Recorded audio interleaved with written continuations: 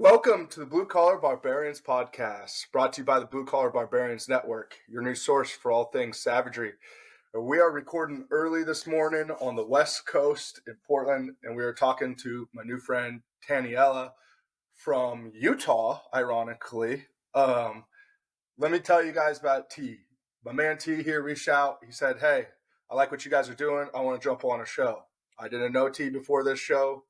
This is a new one for me, but I'm super excited because let me tell you, this cat's real. He's raw. And this is, in my opinion, for all you guys that are just getting started in business, or all you guys that are in that funk where you're like, should I not pull the trigger? What do I want to do? This man right here is about to drop wisdom and tell you his story and help encourage you guys to do that.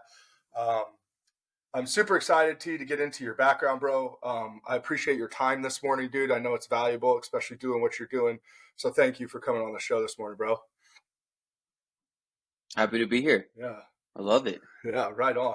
So jumping right in, man, like let's dive into your background with the blue collar stuff. You mind telling our audience, introduce yourself a little bit, tell us about what you do, who you are? Yeah. So I started a concrete company out in Utah here in 2021. Um, Scaled it up to $1 million the first year, 2 million second year. Same again. We're just about to wrap up year 3. But made a shit ton of mistakes, and so started teaching guys what I learned, like all the mistakes, pros, cons, everything good and bad. Because I feel like not a lot of people were transparent about that, but yeah, so it's pretty much I run a concrete business and now kind of just teach others too. That's badass. So but that's almost a master class in itself, teaching, right? Like that's what a lot of people miss is that when you teach people shit, to me, that's like a mastery level in itself because it's being able to really explain things through. It's being able to really think through processes and then learn how to communicate that. And then you really got to know your shit, right? Because you're also teaching somebody, hey, this is how you do this. This is what I did to do this. This is what you do not do. Right. So, I mean, there's something powerful to be said about what you're doing.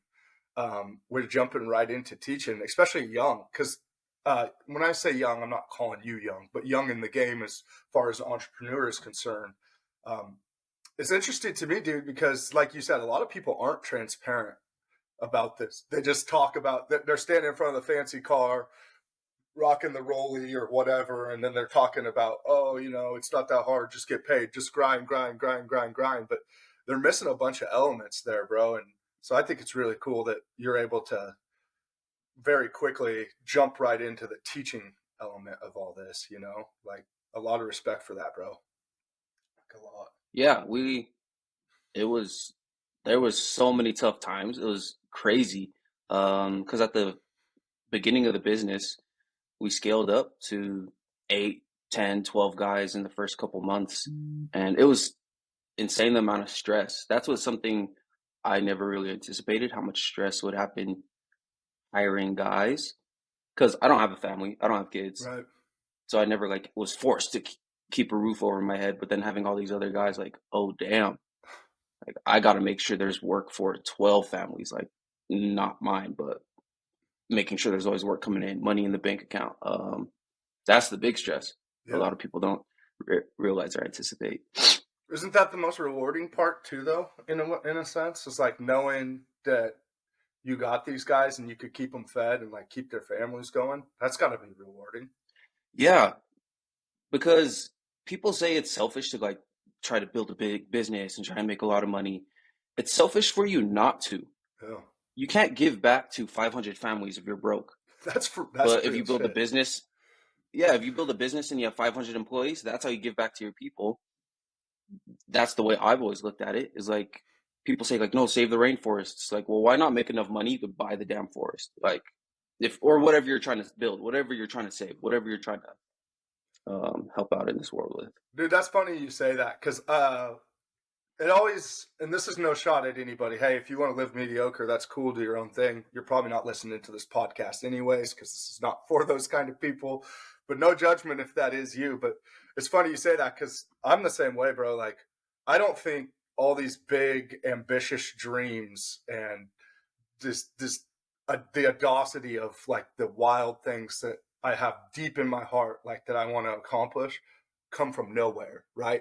There's something driving this passion. And dude, I grew up uh, poor, like bare bones poor, living check to check, not even sure some checks are too short, and mom and dad are like barely able to feed us. Get a couple boxes of macaroni for the week, couple packages of hot dogs, frozen Mhm. peas, and so when you say that, that really hits home with me because ever since I was like little, like I used to, some of my homies, same thing, where they grew up like no money, and I'd like work in the field sometime in the summer, like running equipment and like tractors, farming shit, right?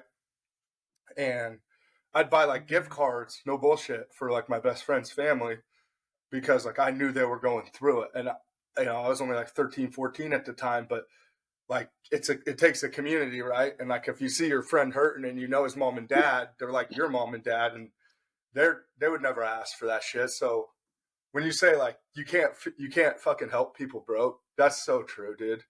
And I actually really appreciate that candor from you, because you can't. And so many people are so scared. Why are people scared though? Why are people just scared to try big, bro? You know? I Yeah, and I don't know exactly why, but I mean I try to motivate people to do more because it's people will try and throw like passive aggressive comments because like I always try to blast out the numbers I want to hit, the goals I want to reach, Yeah. and then they try to tear it down like, oh well, I'm happy with what I got. Like, well, is your family? Like, that's the way yeah, because like I want my parents to fly private. Like, I don't want them like waiting in lines or whatever. It's like, hey, dad, you want to go Hawaii?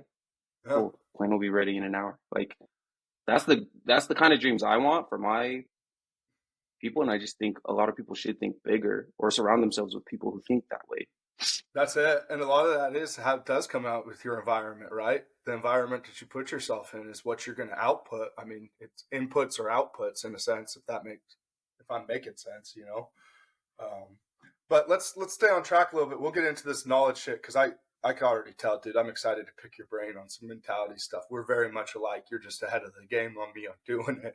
Um, so getting into your background before you started this concrete stuff, did you work concrete? What was your background there? Yeah, so I worked for a guy. So I worked for a guy, did concrete for 2 years. So not a ton of experience, but I picked it up fairly quickly. Because yeah, my second year doing concrete, I was the foreman. Like I wasn't the best finisher, but understood like okay, getting materials, like how much do we need to order, stuff like that. Um, but it came to a point. There was one day because I was getting paid under the table. Right. Most construction guys are, even if they don't want to admit it. Um, but one of the paychecks I got paid bounced, and so like I didn't get paid for a couple weeks, and we were working out of town, so I was stranded. I slept. This was out in St. George, Utah. I Yeah. slept in the Walmart parking lot because I didn't have enough money to go home, and it was already like it was like 8 o'clock at night. So I was like, I just left the Airbnb where we were staying at, packed up, went home, started a business, never looked back. Like I'm never working for someone again because I hated that letting someone else control me or like how much money I can make Yeah. or not make, I guess. Yeah. That's crazy. So you like jumped right in then. You worked for a guy for 2 years, just picked it up as fast as you could, like a sponge essentially, and then got burnt one Well, I time. always started businesses. Yeah, well, I always started businesses because this is my eighth and ninth business I've started since I was 18. So every year since I graduated high school, I've always started a business. Didn't fail. Real estate, social media marketing, laundry service, like personal training, whatever it is, you name it, e-com.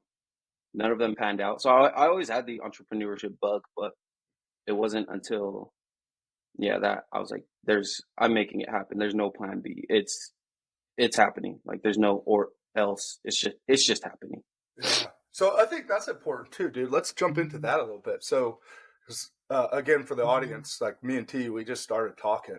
He reached out and said, "Hey, let me bring some value to your people." And the barbarian way, dude. If somebody's got something to share, we're all about it, and we appreciate it too.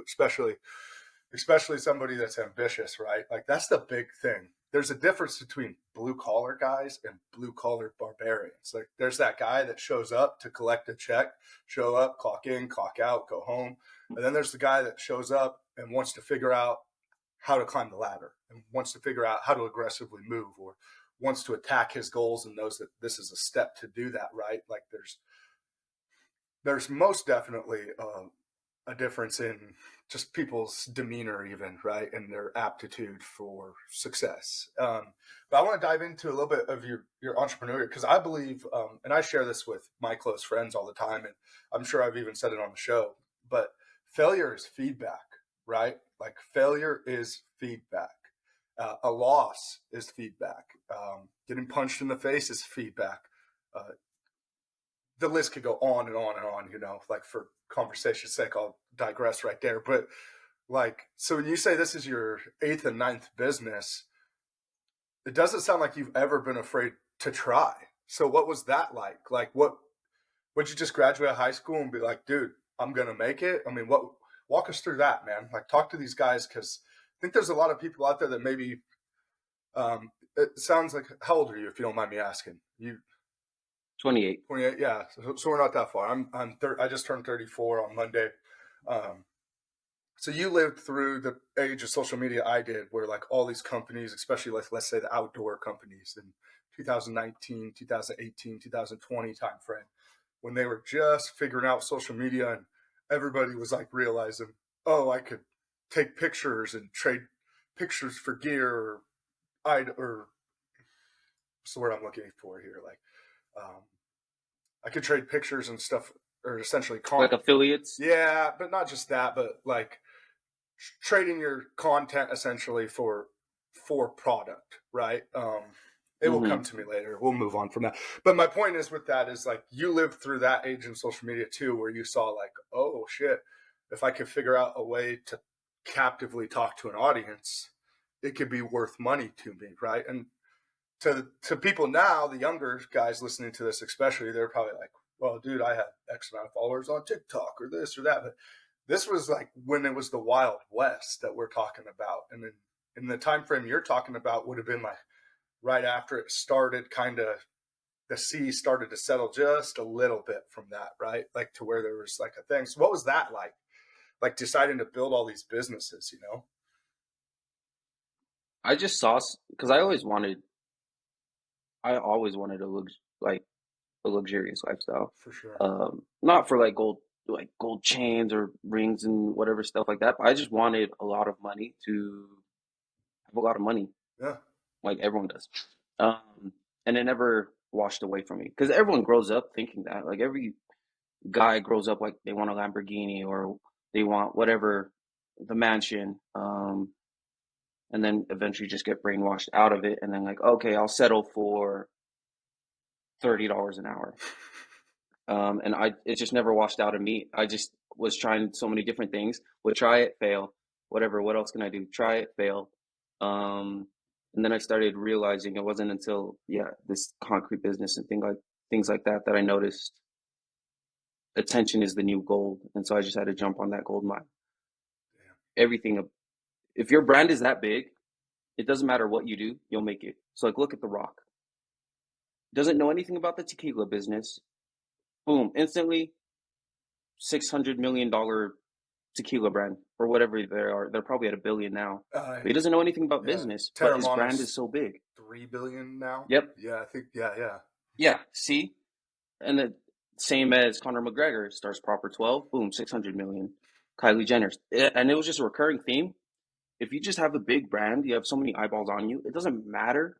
Your product can match in line with someone else, but just because your brand is so big, like you'll just crush it. And so that's where I put all my attention on is building a brand, personal brand. And that's badass. So here we go. The masterclass himself. Share what you will. I know that you guys, and we'll give you a plug here towards the end of this podcast where people can really get to know you and get, you can actually learn from T, you guys. Like he'll teach you guys, he coaches on what he does to be successful. And like I said, we'll plug that more at the very end of this. But as that's one of his businesses that he's currently doing. But talk to us about building a brand, if you don't mind. Spit some game on that for people. What's it?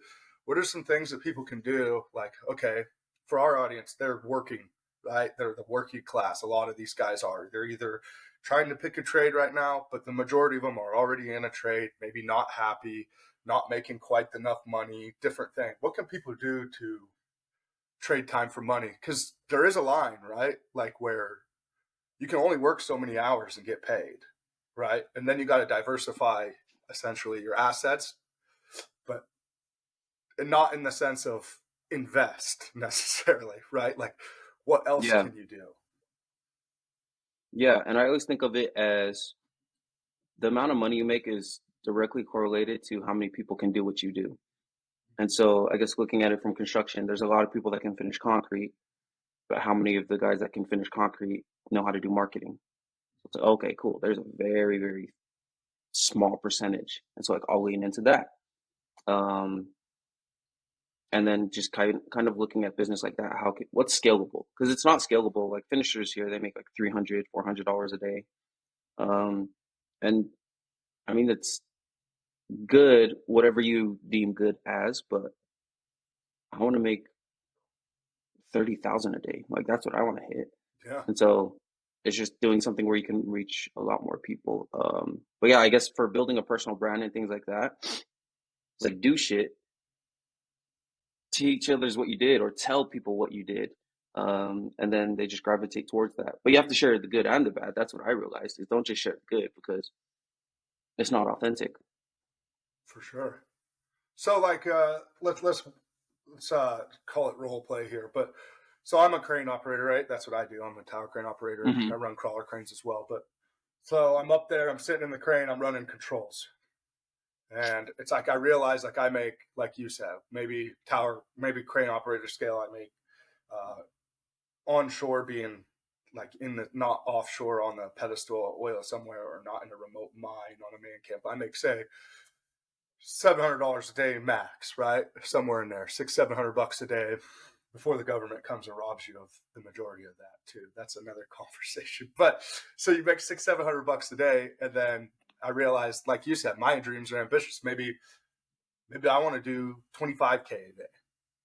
But there's no way, no matter what I do, no matter how good of a crane operator I am, no matter how long I do this, these are key things, people, that I'm ever going to make myself from $700 a day rate for a crane operator to 25,000. And that's not a judgment on like I don't want to or I can't. It's flat out that's the going rate. You are not going to be exponentially so good that they're going to pay you, a 2,500% markup on what they can get shot from everybody else to accomplish the job. Like, so at some point now, I got to figure out what can I do, and this is where I'll ask you to make myself okay. Well, I can make 700 from sitting in the crane, but now what do I do? Because 700 for 25 grand, I'm still $24,300 short of what I Yep. want, right? No matter what I do. So then, yeah, to hit that goal, okay, if you're at 700, want to hit 25 grand a day, then multiply it. So it's like, cool. How do we get, what is that, 4 guys? Yeah, And then we can pass that. Or I guess 40 guys. yeah, you'd have You get 40 guys. Now you multiplied it. You have 40 guys hitting 700. Now you're hitting a little over. You're hitting like 28 grand a day. So there's one way. It's like multiplying, and that's why business it's a lot better because like you don't have to do all the work. You can just get other guys to do the work for you. It is because if you're gonna spend a year hustling or 5 years hustling, like might as well pick something that has the potential to make a lot more money. no, for real. And So yeah, that way is multiplying how many people are doing it. so going back to building a brand though, so that you can. So in this case, I work for somebody. What you just said is so key. That's the difference, guys, between you could have somebody do it and still make the $700 day rate and go out and find more work for yourself, where you could sit in the seat, like in this example I'm using, where I'm stuck there doing this all day, every day. Or record it, because there's a That's lot of it. guys now on social media. They just record all what they're doing all day, like point of view. Like they'll just put a GoPro or something like on their chest or hard hat, and then they record it because people like it's almost like a TV show nowadays because not too many people watch cable, so now it's social media. People just watch that and they try and they live vicariously through them, and kind of just recording all of that makes them feel like they're there, and you can get eyeballs on there, and then people follow you, or people, hey, can you shout out my brand since you have now like whatever 100,000 followers, and then you could make money that way. That's another route as well for building a brand, is you just going to Yeah. work and just film it. So what you're saying is you're essentially cheating yourself right now if you're not taking advantage of the current market. If you're doing something, working for somebody that would allow you to document what you're doing, you're it's almost money left on the table, bro. Like at this Yeah, point, you're going to work anyways. Why not document it? That's all I did. I was going to work anyways. We just documented it, and people gravitated towards it because you're going to go to work anyways, guys. Like, might as well. It does not harm you to build a social media following or brand like that. Just recording it, it only benefits you. yeah, and you don't even necessarily have to become like have to be active or engaging to people initially. You literally just hit record, put a reel together and figure it out. And at the very least, dude, for product's sake, right? That's the word I was looking for earlier. Fucking product, man. For at the very least, product, you could you just recording, right? Like say Gorilla Grip, right? They make pretty sick gloves. But if I was wearing Gorilla gloves all day long while I'm finishing concrete or pounded steaks, form steaks, or charging bar through walls, and I have a GoPro going on, and I'm doing all this different shit. All these companies that are going to see like, oh shit, that guy got 25,000 views. Incidentally, by the way, you don't even need to go look for them. It will get to them if you're consistent, right? These companies are going to be like, hey, what if I send you some this? And at first, maybe that's what you accept, right? As you're building your brand. Sure, dude, that's sick. You want to send me a new Hilti? Just because I use one already. Like, I like tools, whatever, right? Yeah. So, and then you're like, oh, check out this Hilti that these guys sent me. And you feel gives you a little bit of lead in your pencil, gives you a little bit of flex, puff your chest a little bit. Yeah, I'm getting free gear now. And then you just keep going. Well, eventually you could tell those guys, like, hey, I really appreciate that, but I don't need a Matobo grinder. Like, sure, I'll take a Matobo grinder, but I'll take that and $1,500, like, and then there's an income, right? Because now you've made yourself valuable enough to where they want you, right? Like Yeah, you, that's the new infomercial. That's the new marketing. That's the new advertising. Is like it's not TV. It's like influencers. Um, yeah, whatever so and so buys, I'll buy. yeah, and Whatever LeBron James wears, like, oh, okay, cool, I'll buy. Yeah. you have to become the asset though at that point. So what are some things people can do to become an asset? Like, so, because I mean, this is kind of where you're a stud, right? It's like you figured out like I could do this, become an asset here, learn this, and you guys will link his social media at the bottom of this. He's got an incredible page where he shares, like he's talking about, he's very transparent. He shares all sorts of shit. It's really rad. Got what 75K or something like that following you. Um, it's Yeah, impressive. on IG, and then the others, they're like it's like over 100 Yeah, on TikTok and Facebook. yeah, that's badass. Congratulations on that, by the way. I know you worked your ass off for it, but congratulations. That's rad. Um, so yeah, Appreciate so it. jumping back into this, sorry, because you're just a wealth of knowledge, and I really want to pick your brain, especially for our audience. I want them just to understand mindset here. Oh, I love this. Yeah, Anything, I'm game with. yeah. I love the mindset, right? And this is part of the blue collar barbarians is you shaping your mind. You have to have an attitude for success. It's not given, it's earned. You got to work, you got to grind, you got to ask questions, you got to feed your brain, you got to there's a path here, right? But so we're jumping back in. I know we're jumping all over audience, but just bear with us, right? Because we're jumping back into year one. Concrete. You got burned by a guy. Never again. This is going to be my eighth business. So I already have a little bit of understanding on where to start. Um, Talk us through that. Yeah, so I learned for a business to hit your first million, between the 1 to 3 million, it's all marketing.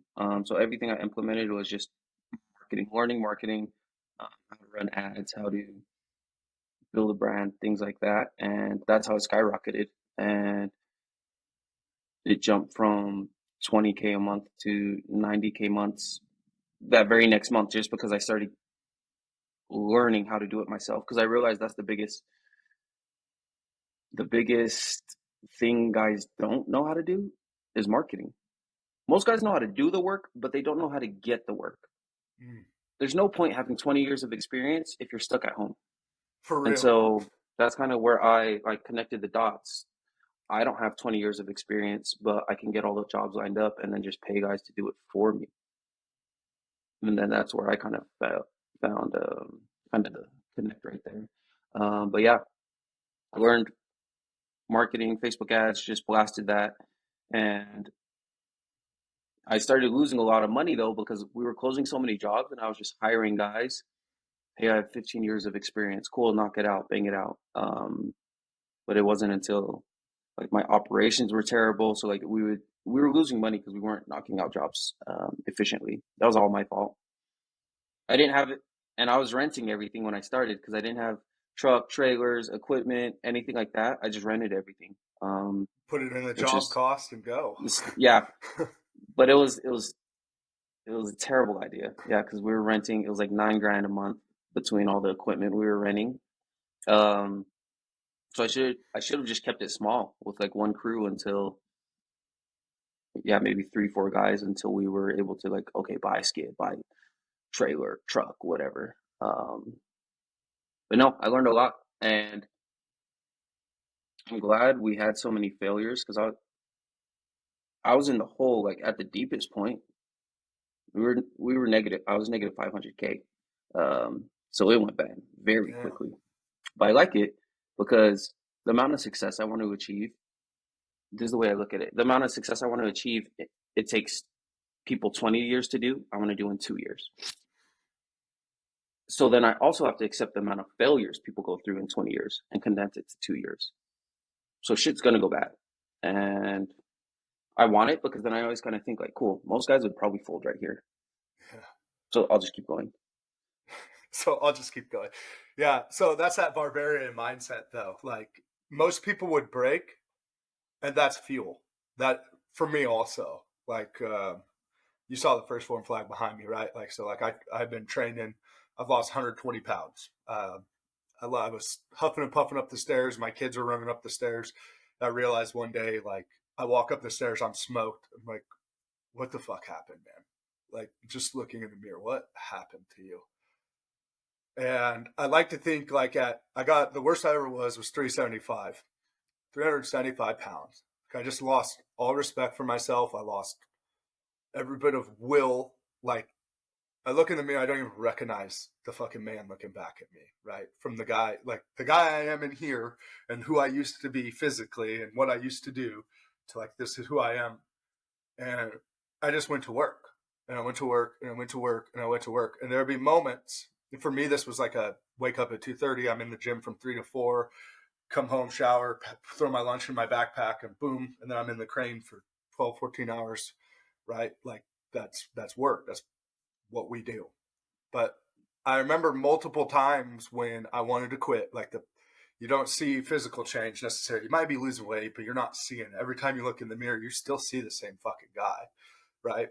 And I remember at 2:30 in the morning being on the treadmill one morning and just being like, this is where everybody else would say fuck it and just accept what they become. They would just accept that this is life now. And I am so glad that I didn't let that be what made me or who I become, because translating that to business, like what we're talking about, or translating that to even on the job site, guys, like where everybody else is missing and lacking or wants to quit is an opportunity for you to become accelerant. It's an opportunity for you to become that metallic piece on a fucking flat black wall, essentially. Not only to your leadership, but to the customer, to people walking by. You have an ability at any point in time in the suck to be able to just grab it by the horns, grab the bull by the horns, and take over, like legitimately. And like what you're saying is like you, you're, by the way, dude, your ability to process this at 20, at the time you're what, 25 or so? 20, yeah, 25. Yeah, that was when we started the business, 25. That puts you so far ahead, dude, because like you're King Koopa, bro. You can't be beat. You know what I'm saying? Like you can't be beat because you'll take failure, you'll pull the lesson or the feedback, and then move on. Yeah, okay, that happened. Next. Like that makes you unbeatable, like legitimately, right? Because it doesn't, somebody might get there faster than you, but they won't be there longer than you. Because at the end of the day, you'll outlast them. You know what it takes. Nobody's going to beat you with that mindset because who else is there going to be? Everybody else would quit every stage of the business you're at. I'm scared. I'm $500,000 in debt. Well, now look at you, right? What if you would have quit? You'd be Hmm. bankrupt on business probably because you're an entrepreneur. You're probably on business 10 and 11 instead, right? Because you're not a quitter, but you didn't let it break you. You just said, all right, well, make an adjustment and move, right?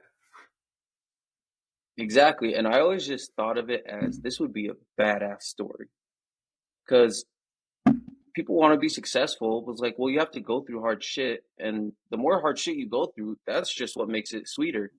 Because then people, then they compare it to their lives like, damn. Because that I get DMs all day, every day. Man, I only had $500 in my bank account and I was thinking about closing up. It's like, well, add three more zeros and then like, then let me know how you feel. But it's never once crossed my mind to quit. But so many, yeah, like you were saying about the bankruptcy, my dad, parent, like everyone in my family was like, no, go that route. It's a lot easier. It's like, I don't want the easier route. And none of you guys live the life I want to live, so I can't listen to you.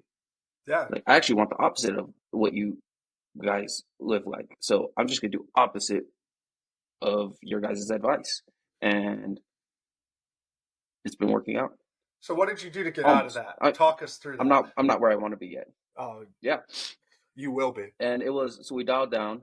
So we dialed down because we were at yeah, all the crews. We got rid of the employees and went more towards a sub model. So then instead of having employees and things like that, we just subbed all the work because that's what we were very decent at is marketing and sales. So let's just close all the jobs, land all them. We don't have to get all the trucks, the trailers, all that overhead, and then just hire other companies to do it for us, which was a win-win situation because a lot of the subs I have, their English is broken or it's almost non-existent. And so, but they do phenomenal work. Those are the guys that do the best work, is the ones that are not from America and they have no option. They have to make it work. So they do the best job they can. And so that's where the connect was is I'll just hire these guys. They stay busy. I get my jobs knocked out and then just slowly wheeling out from there. So that was one thing was we cut it back down to what we could run efficiently, which was two crews. Because before we were at like three and then almost up to four on some jobs or on some weeks. And then so it was that, and then also doing the coaching business. Because then I started teaching guys like, hey, don't do this, like not just what worked, but also what doesn't work. And it's been great because I've been able to help hundreds of guys avoid the mistakes I made because I've already done it, so I can catch it a lot earlier. Like, hey, don't do that. A year from now, that's going to cost you 20 grand. Like, don't do that. And so that's kind of how we got out of the hole. Is just being creative like that.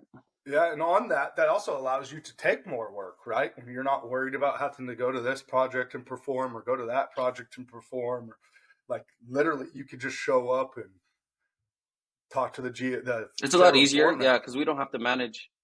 Yeah, because we don't have to manage like the whole cruise, like who showed up, who didn't. It's just we're really just talking to the sub, the guy in charge, And then he coordinates like, hey, I don't care if you use a skid steer or you break it up by hand. Like, you're getting 10 grand on this job. Yeah. I don't care if it takes a day or 5 days, which when they're subs, they want to get it done faster because then they make more money, which is also the benefit. Right. That's So if anyone is in like situations like that where their cash flow is low, go subs. Way easier. yeah, and almost as become a PM at that point, right? Just managing Yep, projects. exactly. You might take a little bit of a loss on profit margin, but what's that matter when you could do 4 jobs at a time versus the 2 you'd be able to self-perform and have from the stress of finding guys and this and that. Like, then you become a management company, take on more work. Then at the same time, you can scale your own crew. Maybe you put them on one bigger project that you'll make more money on not subbing, and you keep them going on that. And then you step back and you go and you got these 4 other, I don't know, fucking spa patios, right? Like little decks or walkways or dumb shit like that are one day here or 2 days here things. And rather than you be worried about mobbing gear in and out and people, you can focus on your fucking 4,000 square foot patio or whatever, right? Or your foundation or decorative landscape. Items are endless in the world of concrete, but like, it really allows you to get into nitpicking jobs too. And it will also buy you the time Exactly. to go after bigger work, right? So what did you do Yeah, for because all my that? time is just spent marketing.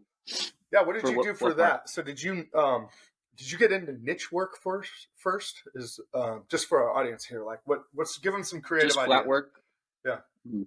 So I just do just flat work, Okay. driveways, patios. I don't really do commercial, just residential. And that's all we do is we bang out 4, 5, 6 driveways a week between the crews. And then it's just all a volume game. And so they're easy in, out, and we get a solid system now because tear it out. Okay, concrete on the way, boom, on to the next one. And we know the capabilities of each sub too, so we can kind of gauge how long it'll take. Um, and then our subs, they're also tiered like who's the best, and then team B, team C, just like employees. So then we know like, okay, our top guy, he's gonna do all these complicated jobs. Um, but yeah, just really running a pretty much like a marketing firm because I noticed all the biggest successful businesses they do that same model, like Uber.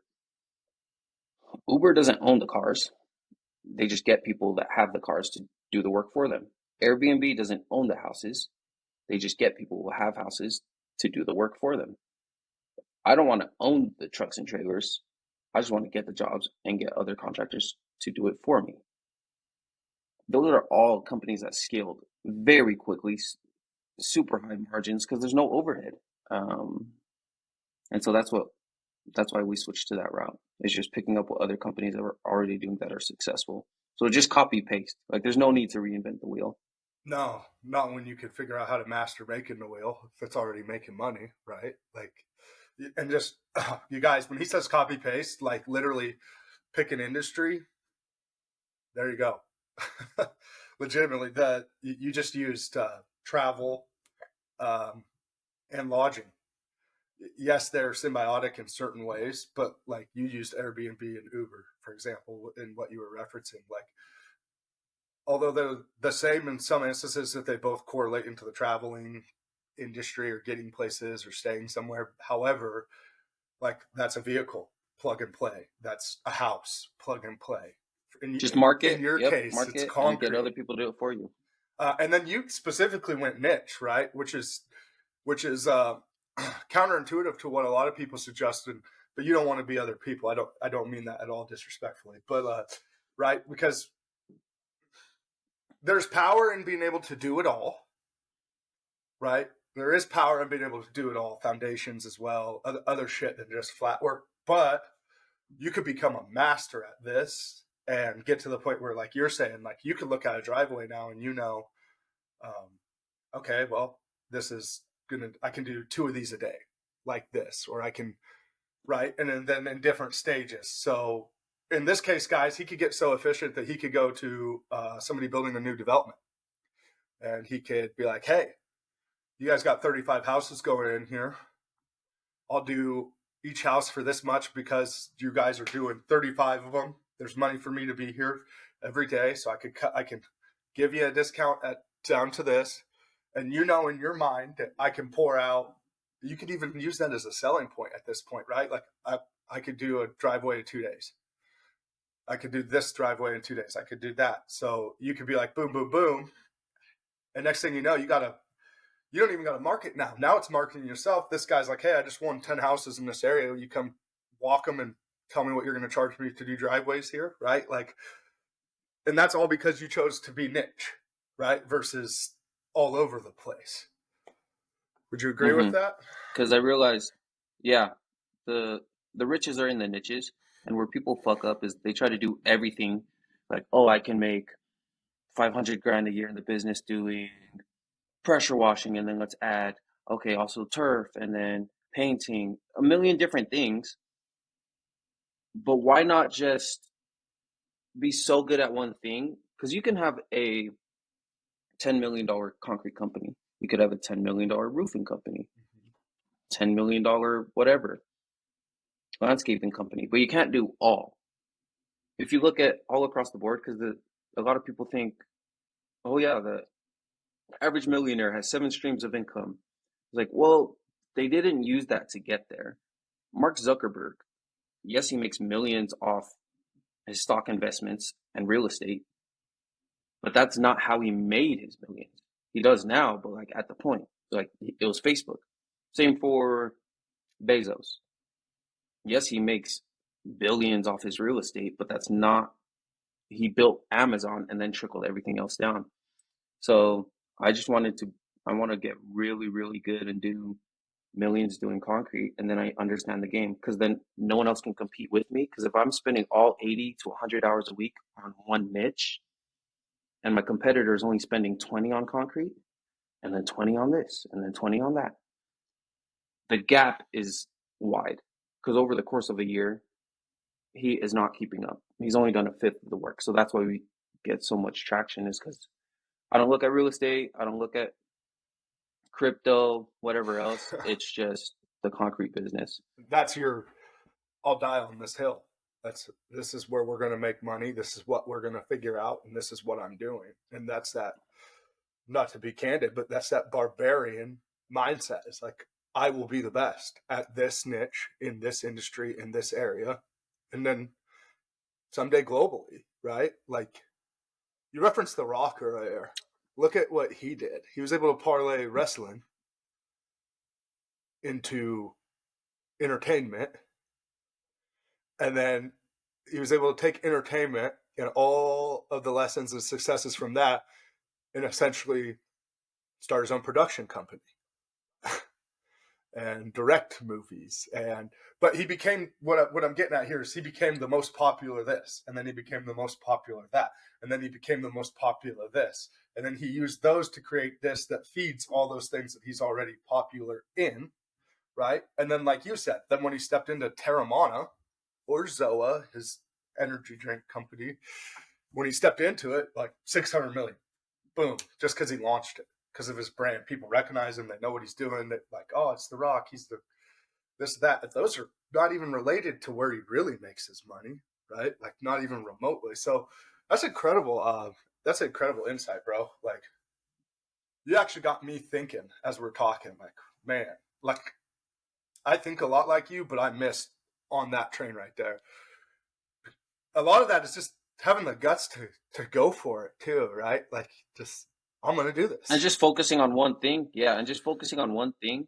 Because I'm a huge fan of like Alex Hormozy and Oh, same here. Grant Cardone, and they preach that a lot. Is like, yeah, a business, until you hit your first million or a couple million, like 3 million, then don't focus on another business, because then you're not even good at the first one. And a lot of people like, because that's the mistake I made, is all these businesses I tried to start that all failed before, is I just jumped to a new vehicle because I couldn't figure it out. But then you just stay at that bottom level, because I tried to start a real estate company. I couldn't hit a million. So I was like, okay, I'll try another company. it doesn't matter what company you have. Like if you have the skill set, you could pretty much get it up to that point. I just didn't have the skill sets of marketing, so I just could never pass. It didn't matter what business I tried to start. So that's where a lot of people get it messed up, and then start losing off that. Because I was actually talking to a friend of mine, and he was going through that as well.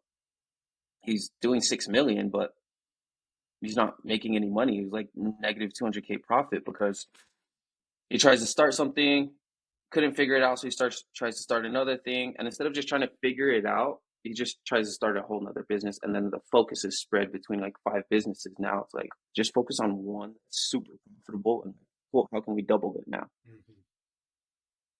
No, that's great. So let's talk in terms of the podcast. People are listening to podcasts, right? So you got me thinking, right? My whole goal with this is impact, right? Full transparency. Everything I've done for this show, or everything I'm going to do with the show, is because I literally I look around and I see our brothers and our sisters legitimately hurting, like everywhere I look. 2019, I've said this before. I'm just saying it to you. Like I made the most money I ever made, which is, when we're talking the numbers you're talking, like it, it's not shit. But for where I come from, I was stoked for it, right? Like, so I made 250K for the first time ever in my life. I had to work my life away for that. 3,200 fucking hours. I was in the crane 16 hours a day, more than I wasn't for 6-7 weeks at a time, right? And but everywhere I looked, people were making money. You couldn't shake a tree without money falling off of it, legitimately, or opportunities. And then the market got hard, and then the commercial business starts slowing, and then companies start picking and choosing who they want to use, and this and that, and it's competition's fierce, and sometimes it's not. In the essence of companies, it's not even about that you're not a great hand, or you're not an incredible leader. Sometimes they just don't got work, and when they run out of places to stick you, and they're not going to hold on to you just because you're good uh, at craft trades. So sometimes, so for me, when I hear you say this, I'm like, okay, so with this show on your scheme, if I focused on marketing and just getting this show in front of as many people as I can with no ask, right? I'll give.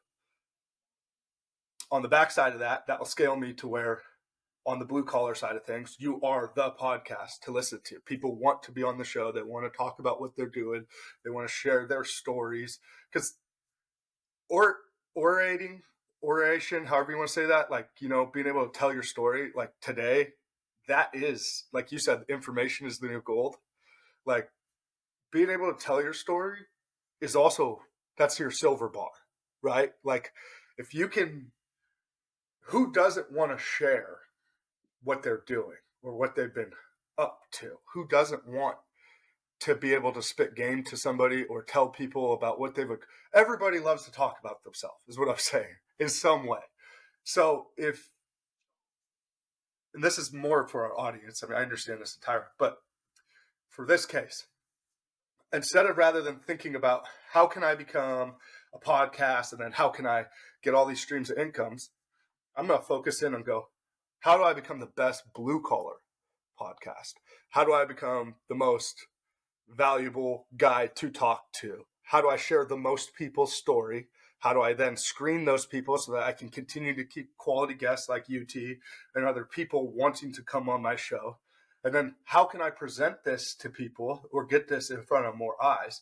If I could get this in front of more eyes, and then I just focus on this part outside of that. So I might right now be working for a guy, making money, doing whatever I do, but then I come home and I try to schedule a show a night or a show every other night. Boom, boom, boom, boom, boom. And I'm getting these in the bank, right?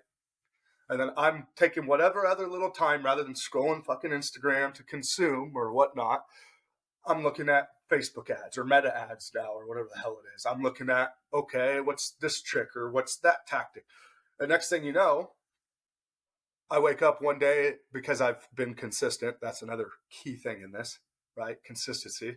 I wake up one day and I got 250,000 listeners.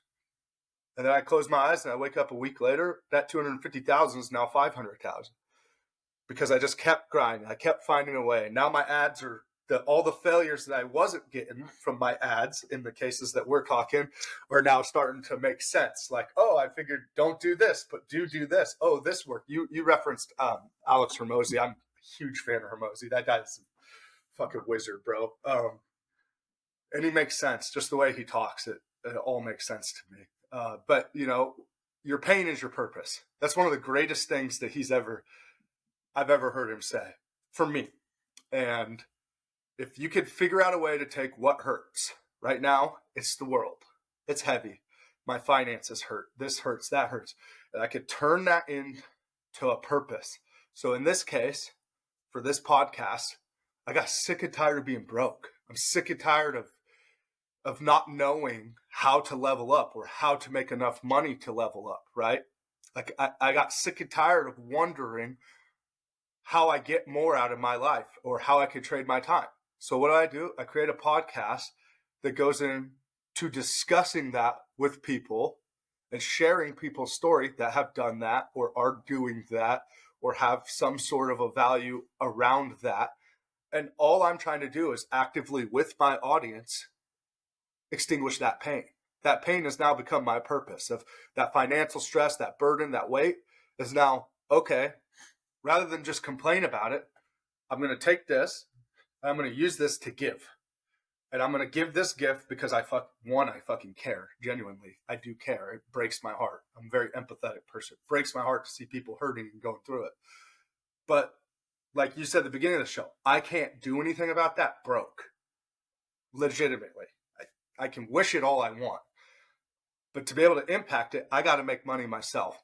And what's a better way to make money than trying to teach people how to make money at the same time? Not from a hypocritic standpoint of talking about shit I haven't done. But in this case, I'm scaling by going, hey, T, my man, you have been fucking busting your ass for almost a decade.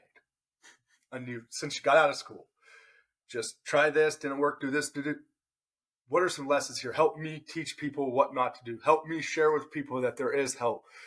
How many guys out there like you are on their 5th or 6th business, right? Like how many different people are out there that I know for me, people probably look at me and they were like, man, you tried a social media thing. You tried this, you tried that. Like, is this going to be the one you actually see through? You did the photography thing. I used to take a lot of pictures for like firearm companies, stuff like that. Still do sometimes. But like, it's like, oh, I tried this. You know what I did? I learned this. I learned that. But like you said, hearing you say this has made me think like I didn't focus on the one thing. I went, oh, okay, piece of candy. You know, like, oh, chase this squirrel down this way. And like with this though, with this podcast, it's awesome because I get to talk to guys like you, different men, different women all across the country and hear their story and get to share it. And it all makes sense why these other things didn't work out now, because like now I can just give, which is what I want. And my ask someday will be that other people give too, right? And my ask for the companies that want to get involved is that they're going to give. They're going to help me be able to continue to do this. But it's from that your pain is your purpose. So if finances are your pain, solve for X, right? Like literally solve the problem. So when you're talking about going through this different shit and about how people like it just comes the way you say it, it's very natural. It comes off your tongue very easy. Like, oh, I just do this. Blah, blah, blah. 1 + 1 is 2. 2 + 2 is 4. But when you're talking about that comes from a level of like, you're just not afraid to fucking fail. And you're not afraid to try. And you don't worry about all the outside noise, the noise of the crowd, because that's what they are, is the crowd. They're not in the arena with you at the end of the day. The guy in the arena with you, even the guy that you're battling, he's not roaring and boasting and this and that. He's focused on what? The fight. So if you could just take out the noise, the crowd doesn't fucking win the fight. It's you swinging the sword. It's you fucking blasting with your shield and going back and forth or taking the hit or pulling the knife out of your chest that got stabbed into the... It's you, the gladiator in the arena, that wins that fight. And so you have to become more dynamic on yourself. And dude, out of respect for your time, I'm going to speed this up a little bit. And I apologize that we're running a little bit behind on this. You're just, like I No, said, I'm good. yeah, I'm good. I'm jamming. yeah. Yeah. But like, I just really want people to understand, like, I know what I'm saying makes sense to you, but I really want the audience to understand, like as simple as what he's saying is like, oh, well, yeah, it's easy to say that. No, like, listen to what he's saying, man. Like, take something that you're interested in or something that interests you, or something that you could do or you have a general understanding of, do a little bit more research, market, start picking up jobs. And then on his route, on T's route here, you don't even necessarily need to go through the loss of like, oops, I screwed up edging this yard and now it just cost me $250 on concrete repair. I'll just go hire Autumn Leaf Landscape to come and do this job because I can, unlike them, I know how to market. And so now I can essentially be an estimator or a consultant for them and I can book work through them, but they essentially work through me only off their reputation, their mistakes. And I'm going to have that built into my cost, right? That if there's repair Hmm. work or something that goes wrong, yeah, there's some liability insurance issues like that you're not talking about. But by the way, guys, take his class and he'll teach you all that too. But, um, but it's that simple, right? Like literally just find something and make yourself more dynamic in it and then put it in front of people that you're looking to do it. Right?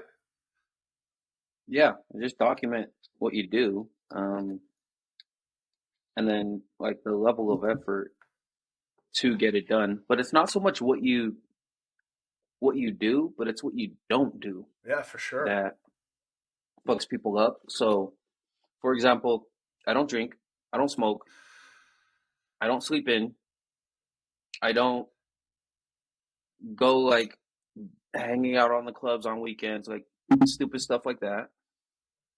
And so by default, like I can't lose. Like I just focus on work,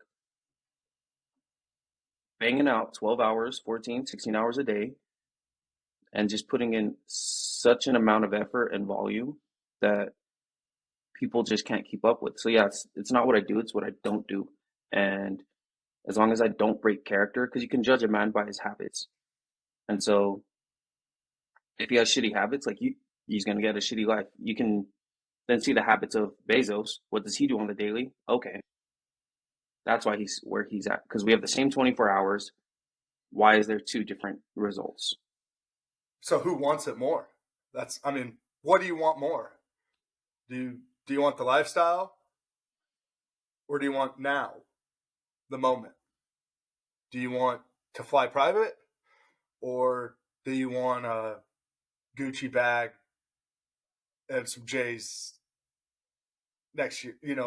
I'm being exaggerate here for a reason though, like because literally those little choices that we're making are the downfall of us. Like literally, like you said, you don't drink, you don't smoke, you don't.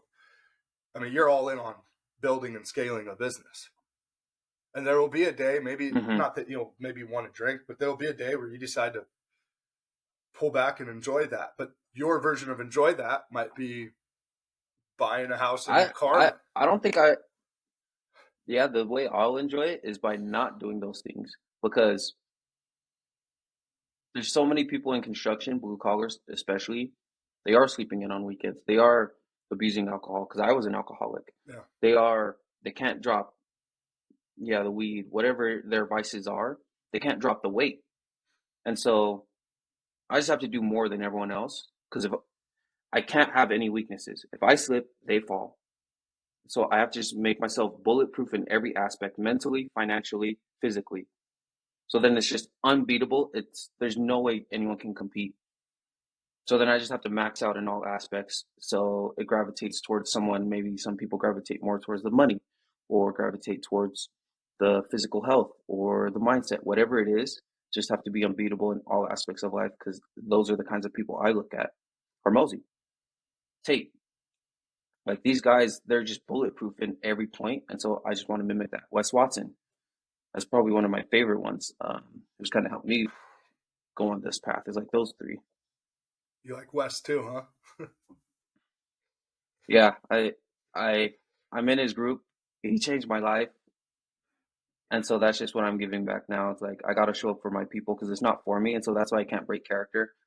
That's why I can't.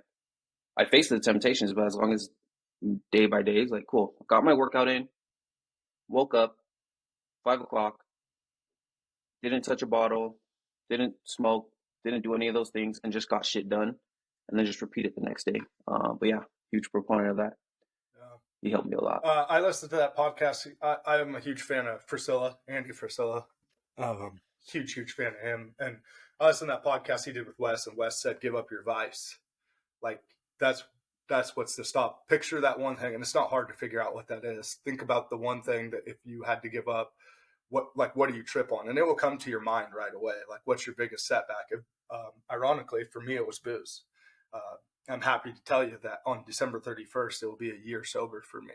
I quit last December, and I Let's like go. just cold turkey, and I'm letting go of my vices as well, is what I'm trying to say. But like, and that was a big one for me, and I got that from Wes on specifically the vice thing. I was like, damn, dude, like. But you're right. You look at these guys. What are they doing that you're not? Everything I don't want to do is what they're doing. Everything you don't want to do is what's standing between who you want to be and what you are now. Yep. Like, Yep. I don't look up. I don't look up to a man that's an. Yeah, I don't look up to a man that's an alcoholic. I don't look up to a man that's fat, and I don't look up to a man that's broke. So I just have to do the complete opposite. yeah, that's 100%.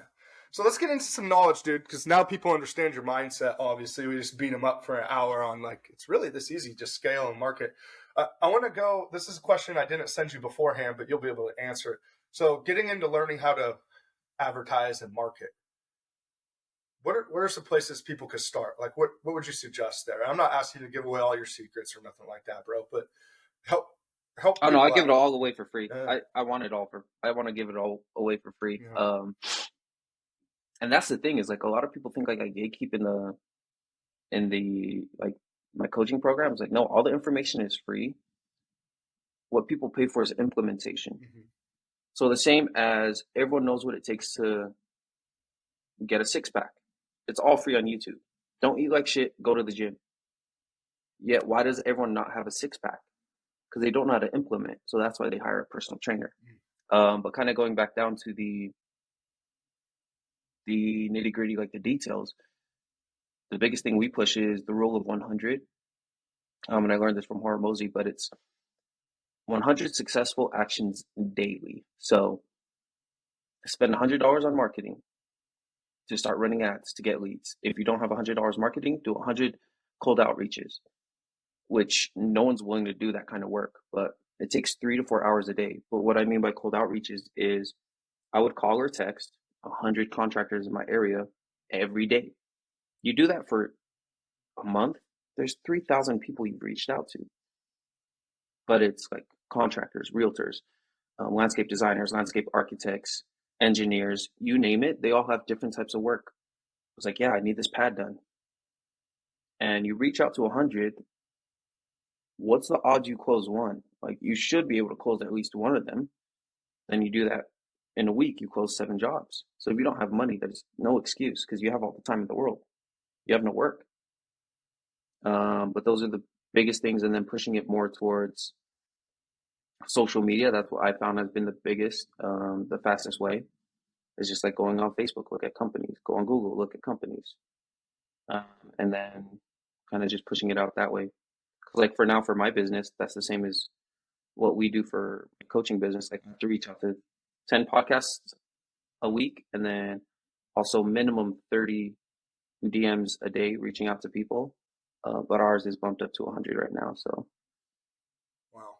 reaching out to people. So like I'm doing the same thing. I'm teaching, Yeah.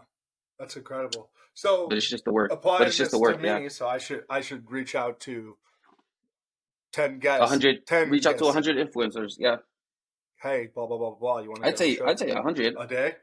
Yep, Yeah. exactly. It's all a numbers game.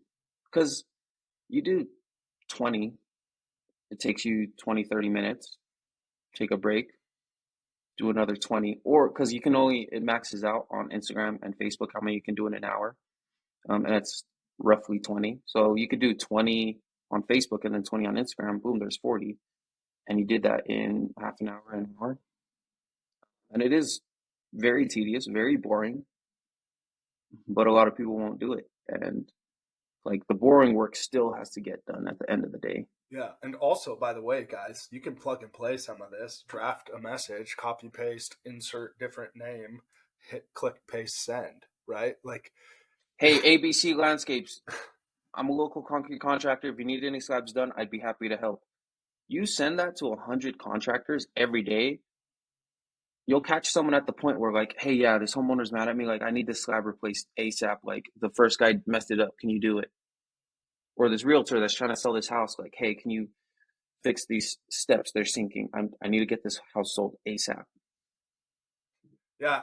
And I want to point something out for our audience here too, because we're doing questions right now. But being aware of what's going on, current events wise, in this case, especially blue collar guys, is a huge proponent of this. Like, what's something that just happened, right? And this is just going to go to back up your cold call thing. Well, what's something that just happened is the interest rate went from 8 to 5. It just dropped, right? We're back down to 5%.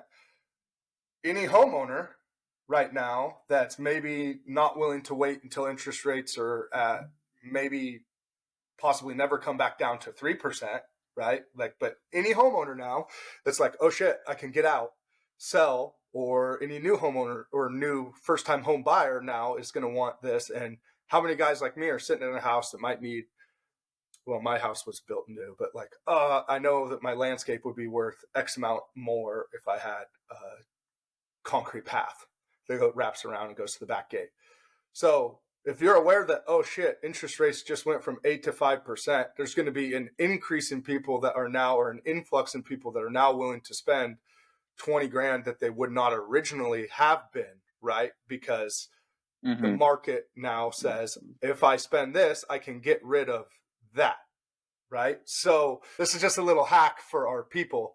Like, if you legitimately, if you guys are aware, like you're just aware of what's going on, there's an opportunity there. So hit a real estate agent right now for the concrete flat work, especially people. This would probably be a really good time to do it because X amount of people are now, oh shit, I could sell this, but my real estate agent says if I got this fixed, dude, I'll spend the 5 grand. I'll spend the 2,500. I'll spend the 10 grand. I'll fix my driveway. I'll whatever to sell. So be aware and increase and make adjustments as you go. Right now, on your cold outreaches, if I was in your world, and I know you know this, but this is again for the audience, I'd be really hitting real estate agents right now. Because how many people are going to be trying to dump their house now that the interest rates just dropped? And how many people are going to be trying to buy a house now that the interest rates just dropped? The supply and demand's been there the whole time, but now the opportunity is there, right? So that's just being, in my opinion, being situationally aware and making yourself more dynamic in that aspect as well. Would you agree with that? I mean, you're the one doing it. Yeah, and I think this is the best time to be marketing. Is a lot of people think like, oh, it's the slow season. It's like, well, it doesn't have to be. Now's the best time to market because most contractors aren't. So like, it doesn't take a whole lot to beat the competition because no one else is going to call 100 realtors right now. But you do it right now during the downtime. Now you're in with them in the springtime. Don't do it in the spring when everyone else is trying to market. You're too late. Like, you're supposed to play offense when everyone plays defense. Dude, that's good. So let's get into what are the inaugural question then. I love that, by the way. I like what you said. Those cold calls. That is great advice. Hermosi talks about that. And I'll say this. I want to add this too. I believe in at bats. Like, you step up to the plate and you swing the bat 1,000 times. Every time you swing the bat, you get better at swinging the bat. So on your cold call thing, when you're saying reach out to 100 influencers a day for the podcast, like, you're absolutely right. Maybe not on Instagram, maybe not this, or maybe not even 100, maybe it's 50. Just start though. Start. Just swing the bat, right? And every time you choke up on that bat, your grip's going to get better, your form's going to get better, your delivery's going to get better. And eventually you're going to swing and you're going to whack the ball and it's going to be a grand slam. Or one day you swing, it might be, in this case of me, it might be 4 podcasts. In the case for you, it might be you swing and the first 5 calls you make that day are all, actually, I got work now, or I got work in 2 weeks, right? Right? Like, everybody thinks that you just got to swing, swing, swing, and foul ball, foul ball, foul ball, miss, miss, miss. That's not how it goes, and you won't know that until you swing. But one day you swing, you might not miss. You might connect with every ball that's thrown at you, right? Like, and that's where I believe in this, like your cold call theory here. It's just I probably got that from Hormozy too, to be honest with you. But like just at bats, just taking reps because 10,000 is the number to mastery. So how do you get to 10,000 as fast as you can? It's not by coming up with some game plan to do swing the bat 50 times and then put it down and walk away. It's how many times can I swing that bat to get to 10,000? And the faster I get to 10,000, the faster I truly know how to do it. And the more that I do it, the faster I'm going to get at it. So my arms might be tired today, but next week when I've done 100 and 100 and 100, and that means I've done 1,000 emails in 10 days or 707 days, well, guess what? My shoulders might be a little bit sore, but by day 8, my muscles adjust. Muscle memory starts to come in. That's not hard. So maybe I could swing the bat 110 times one day, right? Like it's how bad do you want to make it, folks? Like how bad do you want to live broke, like what we're talking about? Or do you want to do what T was saying and, hey, Dad, you want to go to Hawaii? Yeah? Cool. Well, Jell will be ready in an hour. I'll send a car for you. Like, I know for me, I want my kids to know that more than anything. I'm nowhere near that, but I will be. I guarantee you I will be, because nothing will stop me from achieving that. Nothing will stop me from being able to provide that. You know what I want more than anything is to be able to do that, but for somebody that needs it. Hey, man, I know you've been going through a really fucking hard time. You ever been to Disney World, you and your family? No? Well, there'll be a car there in an hour. I already took care of everything. Go enjoy it. Like, I want to do shit like that, man. You know, like big shit. Like, give people a reset and chant. And I can't do that on hopes and dreams. I can't. But I could take hopes and dreams and turn them into currency. You know, and that's what I'm trying to do with this. So, jumping into the inaugural question. Sorry about that. No, Dude, you're you just good. got me fired. You got me fired up. I love your attitude about shit. You're like my tribe, bro. Like you're my kind of people. I'm super glad you reached out to be on this show. Um, so thank you for reaching out. Sincerely, Thanks for having me. appreciate you. Yeah. So what is a blue collar barbarian to you? That's the show. That is the question of the show. You know, what is that? A man who just doesn't break character. Doesn't matter how he feels. There's stuff that needs to get done, and they get done. He can be sad, he can be mad, he can be tired, he can be hungry, but the shit gets done. It's like showing up for your people on a daily basis. Because the saddest thing in the world is the consistent man who doesn't get results. It's like you can't consistently go to work every day and your family sees you, and then 10 years you're still in the same situation. It's like, what was the point of all the work then? Or the guy that goes to the gym for 10 years every day and still has the same body. Like, you have to get results, and you only get results by instilling daily habits that actually propel your life. And so that's what I feel a barbarian is just really showing up for your people and never breaking character. Damn, that's great. No, I agree with that. I can't even add to that. That's fantastic. Thank you. What do you look for when you're hiring people for leadership roles? There's 3 traits. I learned this from Warren Buffett: intelligence, energy, and what was that? Integrity. And they have to have all 3. So they have to have intelligence and integrity, but if they don't have energy, they're going to be lazy. They're smart, they know what to do, they're honest, but they just don't get it done. If they have intelligent if they have intelligence, or if they have energy and integrity but no intelligence, they're very hardworking, they're honest, but they don't have any intelligence. So like you have to hold their hand all day every day. And then the third part is if they have intelligence and energy but no integrity, they're very smart, they're very hardworking, but they don't have any integrity. So they're going to find a way to burn you. So they have to have all 3. Those are our biggest things that I look for. And then also just the experience that they've done what I want them to help me with. But those are the main three. Those are the three traits we look for. That's incredible. Froze on me. Are you still there? Oh, did I lose you? Let me see.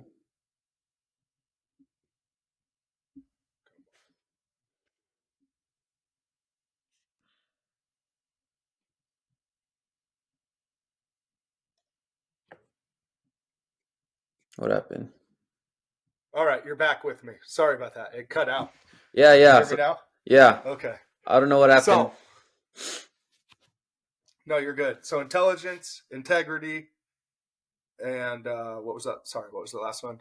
Yeah. No. So it's intelligence, energy, and integrity. Energy and integrity. But they have to have all Nice. three. And Yes. then, um, because if one of those are missing, then you're fucked. No, straight up. No, that's solid. And I think about what you're saying. The energy part of that is that I think people don't understand, dude. You got to have a charisma for wanting to do the work, right? There's got to be Yeah, if something you're just about working you. 40 hours, like we're not going to build big shit. We're not going to hit 7 figures a month, 8 figures a month, just working 40 hours a week. Like it's just not possible. No, I agree, 100%. Um, what's the biggest lesson you've learned being out on your own?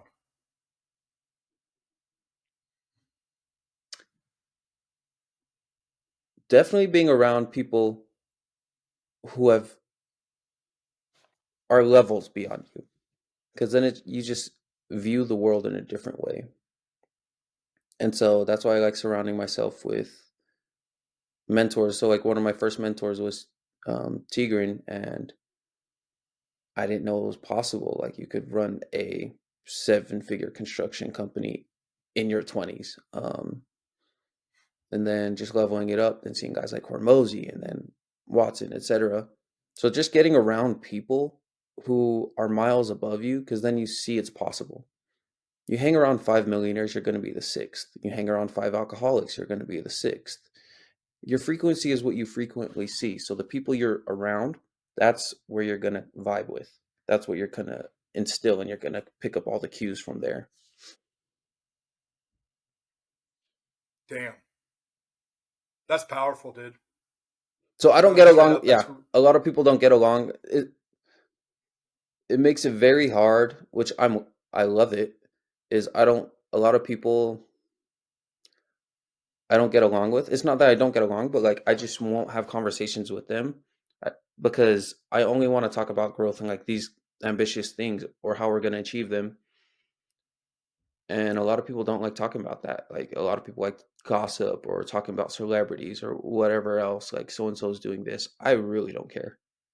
I just care about like what am I doing? Like how can we get to this next level?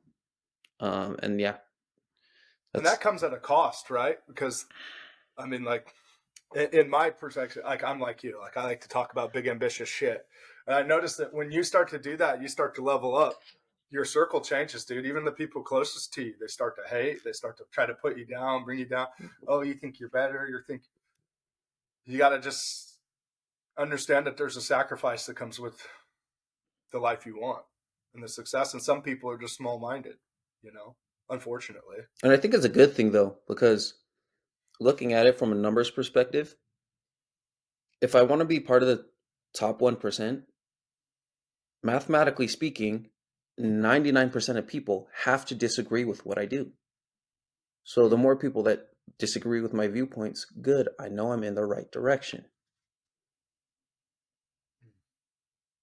I like that. That's badass. Well, dude, I've taken your time for an hour and 20 minutes now.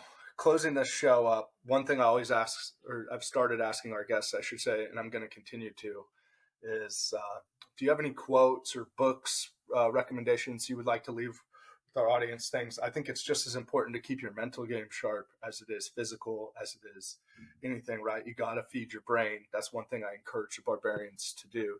What would you leave us with? If you don't do it, someone else will. And I've always just looked at it that way. So it's like it's gonna be me. Mm, hell yeah. If you don't do it, someone else will. You heard my man T. Mr. T. The real Mr. T, though. You're going to be the young T in a good way, though, right? Trying to make it. Yeah. Yeah, dude. Well, I appreciate the hour and 20. I'm sorry I ran us late, dude. I really, really appreciate your knowledge, your wisdom, and coming on the show today. What I would like to do is have you back probably to go over marketing and some deeper. I just want to pick your brain more. Probably have you back on a second show later on if you'd be willing to come back on, dude. And thank you so much again for your time today, man. It's been invaluable.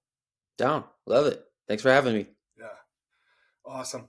Well, everybody, you heard my man T. You can check him out. Oh, really quick, dude. Plug your class. Where can people find you? Tell them what you do there. I don't want to forget that. Yeah. That's super important. No, hit me up on Instagram, Taniela Fiefia. The way the class is broken down is it's not just teaching business, but I'm trying to help guys be bulletproof in all aspects. Help men make money, drop the weight, drop the vices, bulletproof mindset. That's how the program breaks down. There's 2 versions. There's $3K to work one-on-one for a month or $300 for the group coaching. That's all. And that's kind of how the program's broken down.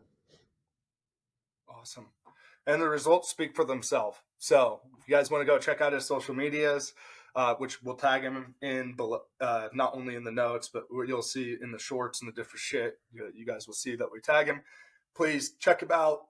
Give him a follow. Fucking just at the very least, just support the man and following along. Listen to what he's got to say. The guy's modern day G, but in all the right ways. And dude, honestly, you inspire me. I've had a really good time talking to you about this, and you've given me gold nuggets for myself. And I just, dude, I appreciate the hell out of that. And you're right. Like sometimes you just got to change your surroundings. And I just need to be reminded of that today, especially. So I really appreciate that. Fuck limited belief. That's how I want to answer. That's how I want to close the show. It's just fuck limited belief. If you want it, you got to go and get it. My man, Taniela, I appreciate you, bro. And we'll see you again soon. Catch you later, John. Peace.